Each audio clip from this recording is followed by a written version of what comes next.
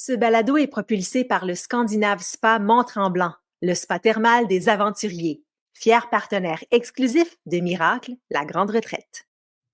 Salut, c'est Madeleine. Je suis super contente de te retrouver pour un nouvel épisode du balado Miracle, là où j'essaie de créer des petits miracles en m'intéressant au sujet bien-être qui te touche, qui nous touche. Et pour ce faire, je m'entretiens avec des personnes que je trouve absolument inspirantes, extraordinaires. Et cette semaine, on va parler d'Ayurveda avec la grande spécialiste de l'Ayurveda au Québec, Christine Saint-Laurent. L'Ayurveda, c'est une médecine, une sagesse ancestrale qui nous invite à nous reconnecter autant que faire se peut avec la nature et ses cycles, qui nous rappellent qu'on fait partie de la nature et que quand on essaie de s'en éloigner, de s'en extirper, quand on tombe dans le côté béton de la chose, le côté performant de la chose, quand on se déconnecte de notre nature profonde et de la nature en général, ben, on vit plus difficilement. On va donc parler de self-love par l'Ayurveda, donc d'amour de soi par l'Ayurveda. On va toucher à tout ce qui a de près ou de loin un lien avec notre bien-être par les lunettes de l'Ayurveda avec Christine Saint-Laurent.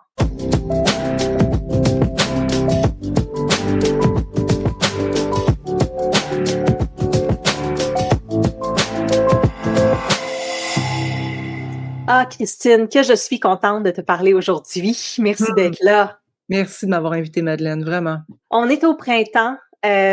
C'est une belle saison pour l'Ayurveda. Ben, toutes les saisons sont belles pour l'Ayurveda, mais dans le printemps, il y a quelque chose de très frais. On renaît, c'est le renouveau.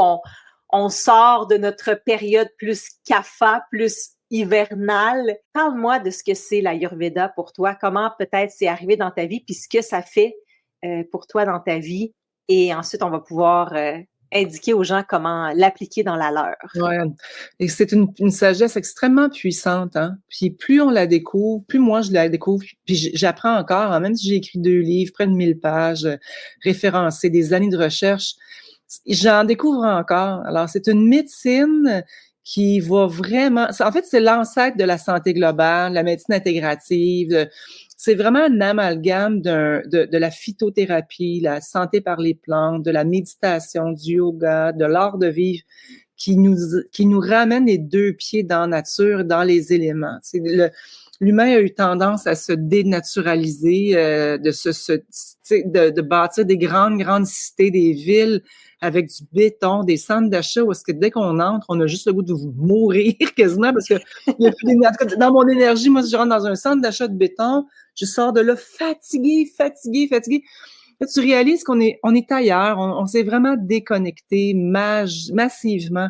Et il faut qu'on se le rappelle parce que les choix qu'on doit faire actuellement, faut qu'ils soient aussi garants de protection de notre nature. Donc, c'est une médecine qui nous rappelle qu'on a les 2 pieds ancrés comme une plante sur la terre, qu'on est dépendant des éléments, on est aussi influencé par les saisons. Il y en a juste 3, il n'y en a pas 4 dans la perspective de l'Ayurveda, on est lié par des cycles, que ces cycles-là sont internes, sont externes, et que tout ça fait en sorte qu'on devient équilibré ou qu'on se déséquilibre.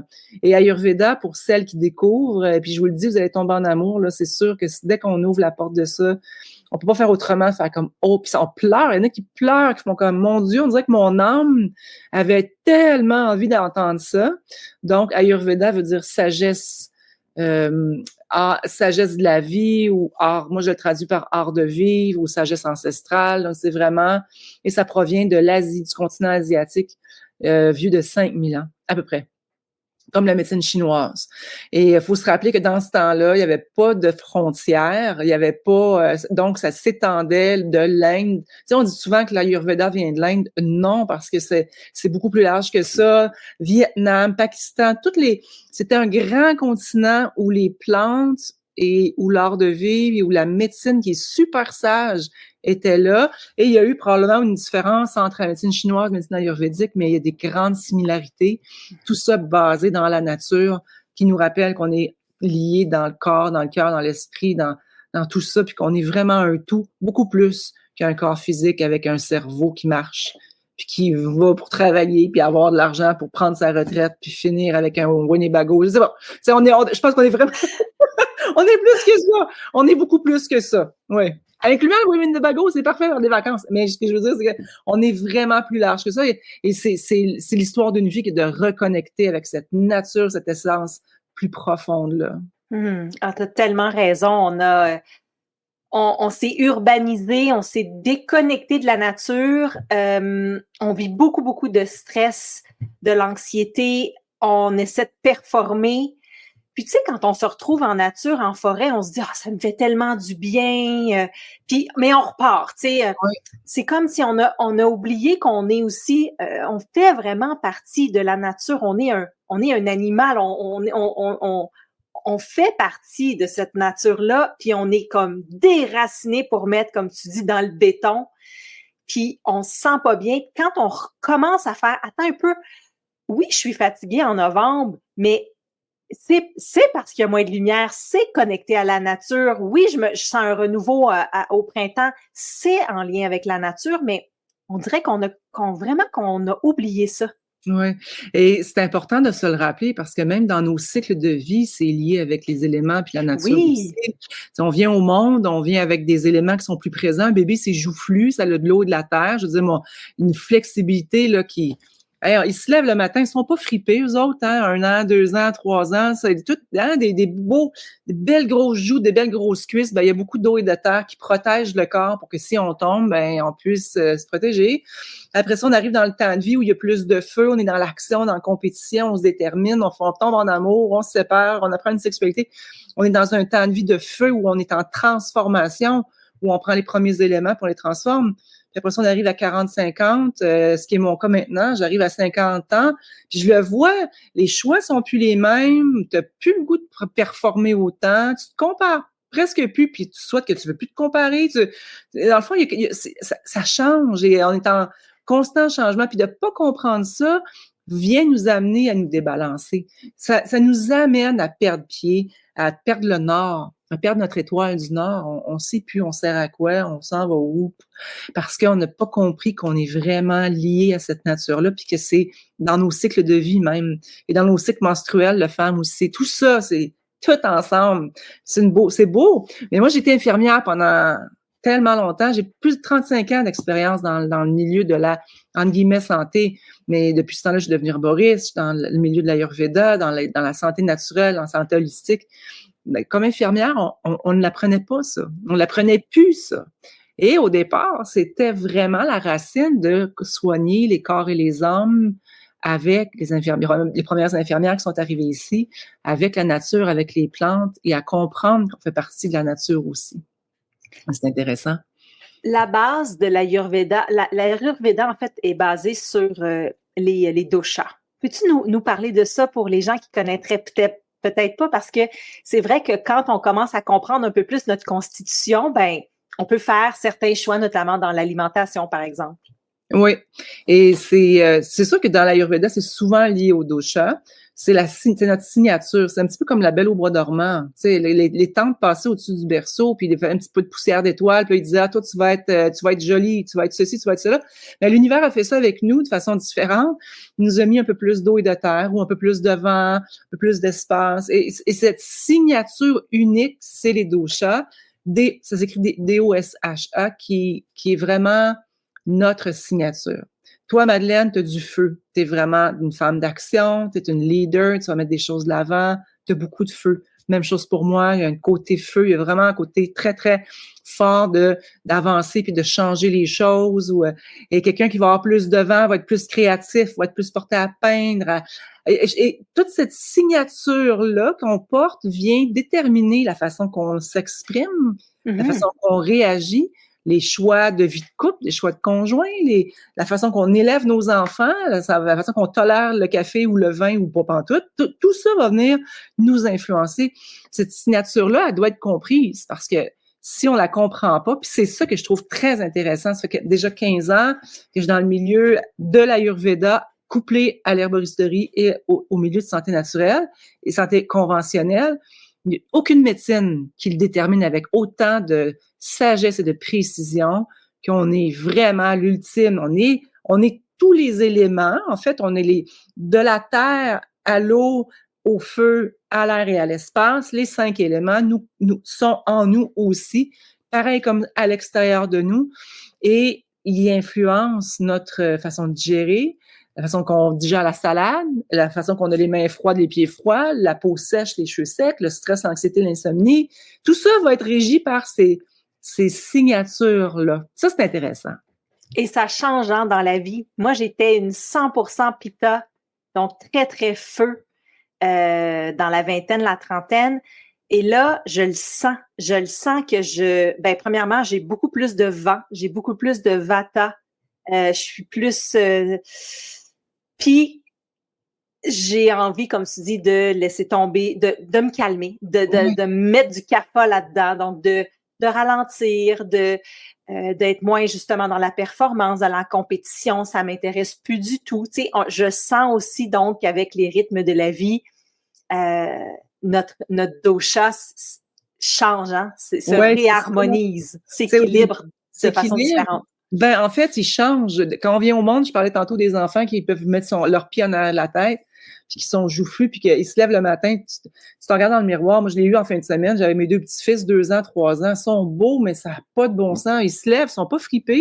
Et tu regardes en dessous de ton cou, tu fais comme, ouais, il y a un petit peu moins d'eau et de terre, justement, parce que notre première portion de vie est dans le kapha, dans l'eau et la terre, de principe de protection pour tout le système nerveux puisse se développer au niveau cérébral, au niveau du corps. C'est vraiment intéressant. Et après ça, on arrive dans un temps de vie de Pitta, c'est entre, disons, 20 ans et 40.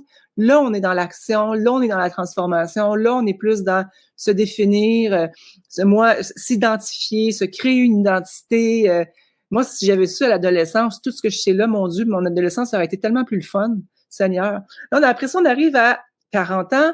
Mais là, on arrive dans un temps vata plus naturel. Fait que c'est sûr que jusqu'à la fin de notre vie, on est dans un temps vata. Donc, on est moins dans l'action, on raccourcit les listes des choses à faire, on se donne le temps de créer plus, de connecter avec notre essence. Parce qu'ultimement, l'âme qui vient s'incarner ici, puis de la perspective de l'Ayurveda, c'est ça, l'âme qui vient ici, elle le fait pour un court laps de temps. C'est pas beaucoup 100 ans sur l'histoire de l'humanité, là. Puis, qu'est-ce qu'on fait avec ça? Puis quand est-ce qu'on reconnecte ou qu'on se donne le droit de reconnecter avec notre essence profonde? Et c'est là, hein, parce que ultimement, toute notre vie, on la prépare notre mort. Moi, j'aime ça avec mes chums de filles, on se dit ça, être psychologue. Elle dit, tu sais, dans le fond, Christine, toute notre vie, on passe à préparer notre mort, pour vrai. Parce qu'ultimement, on va décoller comme tout le monde, on va s'en aller nous autres aussi. Fait qu'est-ce qu'on fait avec ça? Puis comment on peut savourer pleinement nos différences, puis nos cycles, puis comment on peut arrêter de suivre des modes. Moi, c'est surtout ça que j'aime, puis c'est aussi la signature de ce que je partage, c'est que on est beaucoup plus que des modes. Tu sais, il y a keto en ce moment, puis avant ça, il y avait d'autres choses, puis il va y avoir un autre mode après, mais on n'est pas des modes. On a une signature unique ancestrale qui est là, et c'est elle qu'on doit, selon l'Ayurveda, qu'on doit suivre. Notre signature, blueprint en anglais. Oui, ouais. Notre signature profonde. Ouais. Dans l'Ayurveda, il y a toute la portion alimentation aussi qui est très, très importante. Toi, est-ce que tu as tendance à suivre ton dosha par ton alimentation, donc adapter ton alimentation à ton dosha? Qu'est-ce que tu nous conseilles? Parce que physiquement, on peut presque deviner qui est kapha, qui est vata, qui est pitta. Même physiquement, ça peut paraître. Et l'Ayurveda nous conseille d'adapter notre alimentation à notre 1 aux saisons, 2 à notre dosha, notre type. Toi, t'en penses quoi de ça au niveau de l'alimentation? Qu'est-ce que tu nous conseilles? C'est très saisonnier, je pense, parce que ça peut devenir compliqué. Quand on regarde les listes de prendre qu'est-ce qu'il faut prioriser, puis qu'est-ce qu'il faut moins prendre, je trouve que ça peut devenir un peu difficile. Contraignant, oui. Contraignant, tu sais, mon chum est kapha ou puis un autre dosha, puis mes 2 enfants, là, tu te dis, OK, prends pas c'est ça. Moi, je décroche dans ce temps-là parce que ça devient trop compliqué. Sauf que, et première chose. Deuxième chose, on n'est pas toujours en débalancement non plus. Si on va prendre, mettons, 2 exemples de grands débalancements. 1, vata, petit corps physique et frêle, pas beaucoup de protection, prend un café, il ressent le café pendant des heures, prend un demi-verre de vin, déjà ressent l'effet de l'alcool, pas capable de prendre 2 verres de vin, il est sous. Parce que le corps ne peut pas tolérer ça parce qu'il n'y a pas de protection. Ça, c'est exemple numéro 1 pour Vata. Exemple numéro 2, Pitta, où il y a vraiment déjà beaucoup de feu, beaucoup de chaleur, et où il y a un corps moyen. Et en même temps, si on ajoute donc dans ces 2 exemples-là, pour Pitta, des épices, de la cayenne, un 35 degrés, du yoga chaud, puis on prend l'avion là-dedans, ben là, on va venir se débalancer. Puis tout ce qui est plus piquant comme nourriture va venir, c'est clair, va venir débalancer. Mais on n'est pas toujours dans ces extrêmes-là. C'est ce que j'aime qu'on mette en perspective. La première personne, petite, frêle, minuscule, délicate, qui n'a pas beaucoup de protection, en plein hiver, dans un temps où il fait froid, il fait sec, elle est froide, elle est sec, elle a toujours les mains froides, les mains sèches, elle a la peau sèche, puis là, elle se fait dire, ben mange cru, parce que c'est bon pour la santé, manger cru. Mange la salade, ça marche pas, le ventre gonfle, il y a des ballonnements, puis là, je me sens pas bien avec la salade. Personnellement, moi, j'ai un côté Vata, j'ai de la misère à tolérer la salade, il faut qu'il fasse vraiment chaud, il faut que je trippe à manger une salade. Sinon, ça passe pas. Alors, qu'est-ce qu'on fait là? Tu vois, c'est des petits ajustements qu'on vient faire. Par exemple, on va venir réchauffer un peu la salade, les épinards, on va ajouter de l'huile, on va mettre des épices pour venir réchauffer. Et dans le cas de notre deuxième Pitta, qui a le feu qui a les dents dans le front tellement qu'il est allumé, vraiment. Alors lui, on va choisir des plantes ou des choses qui sont plus fraîches, qui vont venir vraiment contrebalancer l'effet du feu. C'est pas le temps de manger du Mexicain 4 jours par semaine quand on est dans cet état-là, tu sais. Donc, moi, je trouve que c'est comme le gros bon sens qui fait que on se maintient dans un niveau acceptable d'équilibre ou bien plus que ça au centre, mais on se complique pas trop la tête parce que si ça devient compliqué, on voudra plus, on le fera plus. Par exemple, on prend notre exemple, ménopause, 50 ans, Pitta, avec un livre à écrire avec des deadlines hyper serrés. Donc, on ajoute le stress, on ajoute le vent sur le feu, irritable, irrité. On va commencer à faire un peu d'eczéma, de psoriasis. Puis là, on va décider de prendre un petit verre de vin le soir pour se calmer le pompon. Mais là, ça va trigger, ça va stimuler les bouffées de chaleur pendant la nuit. On va se réveiller la nuit, les dents vont être remplis d'eau parce que le feu n'aura pas été contrôlé durant la journée. Ça, c'est des beaux... Puis là, ça veut pas dire qu'on va toujours être comme ça, c'est juste que de comprendre notre nature et où on est, dans quelle saison on est. C'est sûr que si on est dans l'été, ben il y a plus de chances que ça vienne débalancer le feu. Si on est dans la saison de Kapha printanier, justement, ben là, c'est plus lourd, c'est plus froid, c'est plus dense. Donc, on va venir ajuster notre art de vie, notre alimentation aussi par rapport à ça. Si vous voulez tout savoir, là, si ça vous intéresse, là, ce dont on parle, je vous conseille vraiment les livres de Christina. Tu as fait des livres absolument incroyables, comme tu le dis, avec beaucoup, beaucoup de références de recherche. Ça a dû être... c'est un travail de moine que tu as fait. Et on peut donc tout apprendre sur l'Ayurveda là, par tes livres. Donc, je vous les conseille vraiment.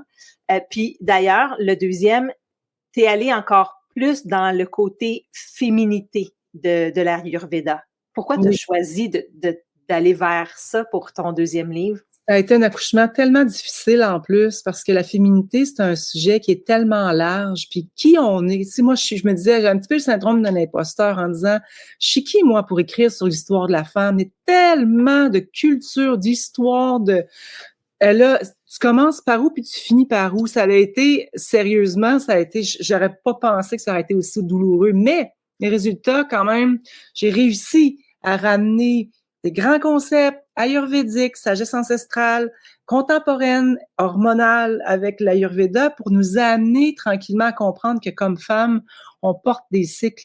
Et moi, comme je disais tantôt, si j'avais appris ça à l'adolescence, mon Dieu.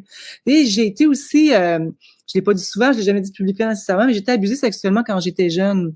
Ça le fait que ma sexualité a complètement pris le bord. J'ai pas compris ce qui se passait dans mon corps.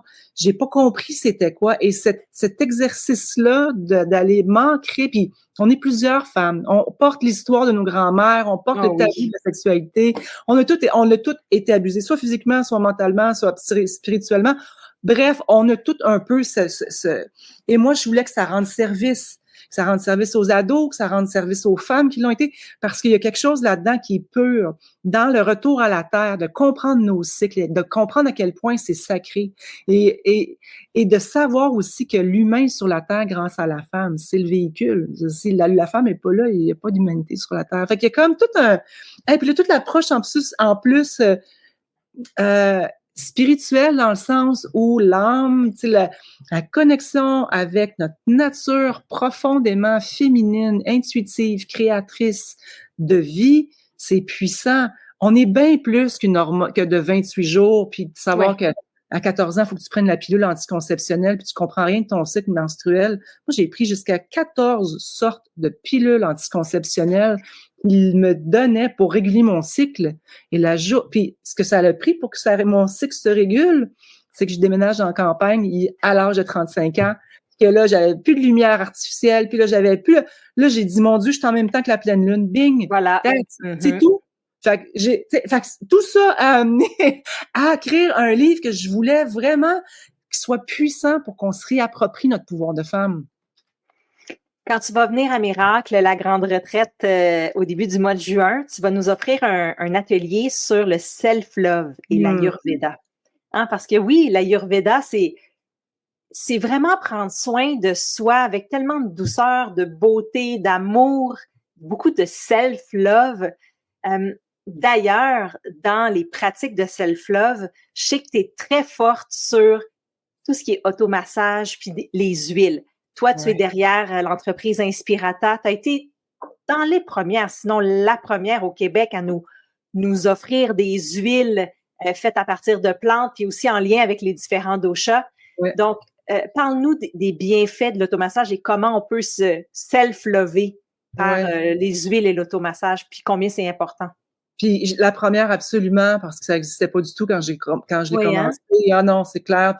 Et je vais le dire aussi, la façon que je fais les huiles, j'ai une passion folle pour la façon que la nature traite les plantes. Et ça, quand on parle d'Ayurveda, ça devient une mode. Là, tout le monde dit « Ah, moi aussi, je vais en faire. » Et ça devient... Il faut faire attention, parce que la nature, on peut pas la dénaturer. Pour moi, une huile, c'est une huile qui est complète, avec les plantes entières. Ça m'a pris des années à développer. Une façon d'envoyer les plantes à la plage pour qu'elles puissent prendre le temps de se relaxer, relâcher ce qu'elles ont besoin, ce qui fait que l'énergie de la plante est préservée. Et moi, ça, j'ai toujours eu ça dans le cœur. Donc, Inspirata, ça a été il y a 15, je dirais 12 ans, où j'ai vraiment créé des huiles parce que dans l'Ayurveda, les huiles font partie du patrimoine thérapeutique ancestral. Les bébés viennent au monde, on suit. Là, je te parle en même temps, tu vois, juste avant que je sache que tu me parlais des huiles, j'ai ramassé l'huile sur la table, puis là, je me mets à le sniffer, puis là le cœur fait « Wow, ça sent donc bien bon », parce qu'on vient envelopper nos sens, on vient envelopper l'odorat, on vient s'envelopper d'amour, et l'huile veut dire en sanskrit, la langue ancestrale, une des langues les plus ancestrales, veut dire, ça s'appelle sneha, et sneha veut dire amour. Là. Il y en a de l'amour dans tes huiles. Il y a de l'amour là-dedans. Puis quand on prend le temps de venir huiler, on vient prendre le temps de venir lubrifier, activer, envelopper. On vient vraiment prendre le temps de se masser les seins, se masser le ventre. Quand on a des douleurs menstruelles, on va faire le lien. Moi, j'avais jamais compris qu'un automassage du ventre avec des huiles puis de mettre de l'huile dans le nombril pouvait venir tellement détendre le bas du ventre puis réduire les douleurs et les tensions menstruelles. C'est fou. Donc, l'Ayurveda nous le dit haut et fort. Si tu veux maintenir une flexibilité dans la vie, hein, de développer une résilience, si tu veux prendre soin de toi, donne-toi de l'amour puis donne-toi de l'espace pour que ton éponge, où est-ce que tu mets ton pied à terre, quand tu lèves le pied sur une éponge, que ton éponge puisse revenir à sa nature.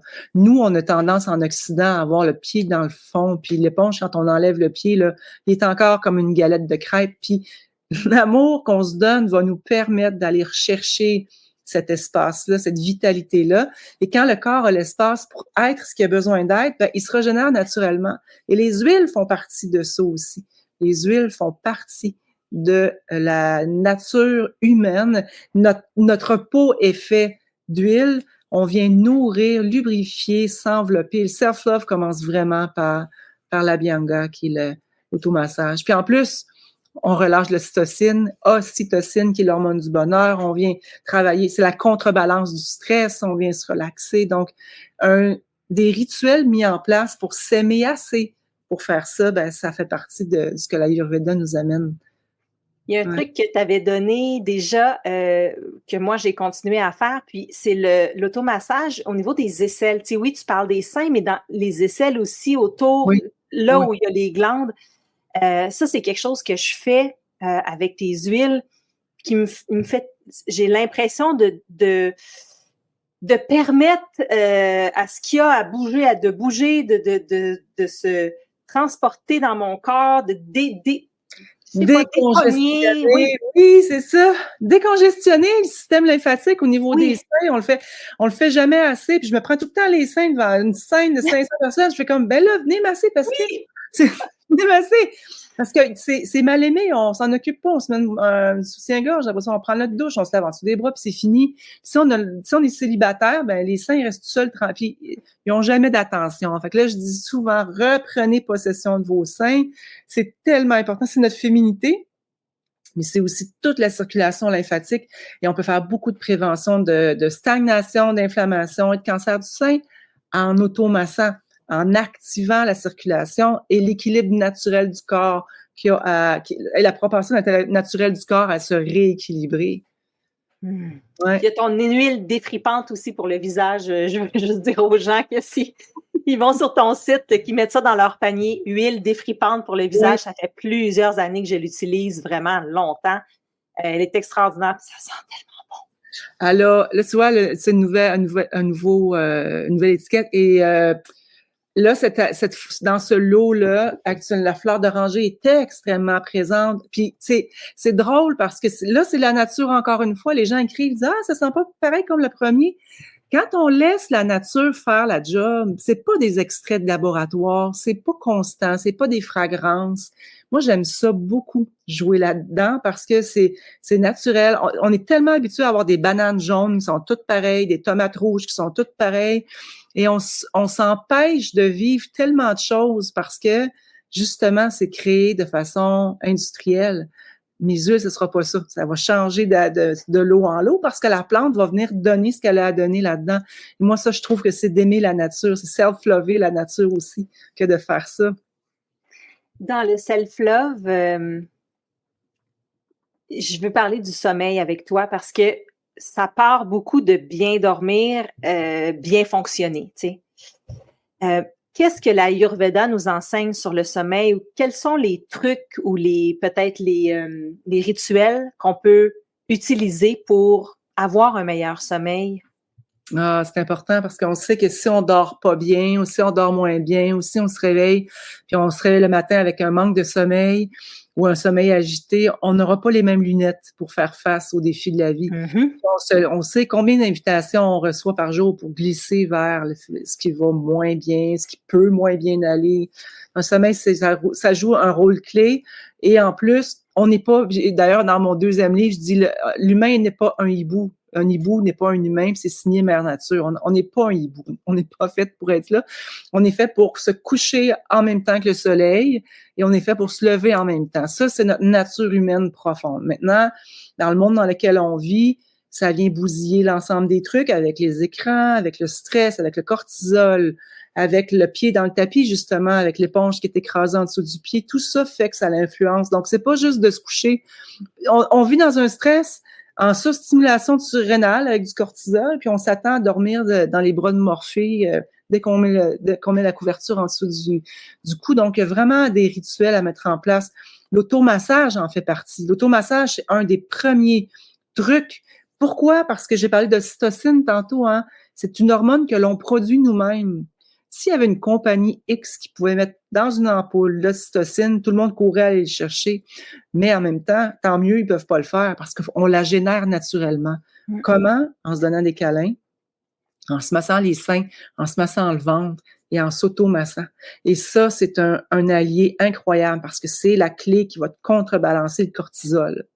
Et dans notre équilibre hormonal, puis dans mon livre Féminité Ayurveda, j'en parle, c'est que si le corps est toujours occupé à faire du cortisol parce qu'il est en état de survie tout le temps, dans le stress, dans surstimulation et tout ça, ben tout le reste, la cascade physiologique de tous les hormones qu'on a besoin pour nous maintenir en équilibre, va être mis de côté. Pourquoi? Parce que sa job, c'est de nous garder en vie. Fait qu'il va aller prioriser l'hormone de survie. Donc, le sommeil, il y a des trucs pour préparation au sommeil le soir, il y a des trucs durant la journée, il y a aussi une observation, reculer puis observer sa vie, à quel rythme on la roule, puis on s'attend à quoi quand on dort. Et quand on arrive à 40, 50 ans, c'est pas qu'on vieillit puis qu'on tombe malade, c'est que le corps ne peut plus maintenir un rythme qui est pas naturel comme on lui fait subir depuis 20, 30 ans.